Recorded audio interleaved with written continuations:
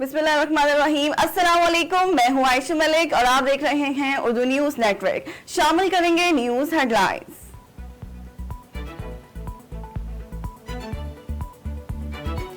वजीर आजम शहबाज शरीफ आज मौलाना फजलुर रहमान से मुलाकात करेंगे। मुलाकात मॉडल टाउन में वजीर आजम शहबाज शरीफ की रिहाइश गाह पर होगी। मुल्क की मौजूदा सूरत हाल पर तबादला ख्याल किया जाएगा।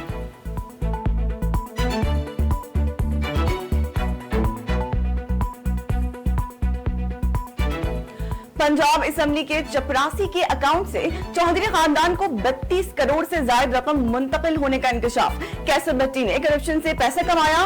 तालिबान रासिक इलाही, जारा इलाही और तहरीम इलाही से मिलते हैं। FIA ने मनी लॉन्ड्रिंग केस की रिपोर्ट लाहौर हाई कोर्ट में जमा करा दी।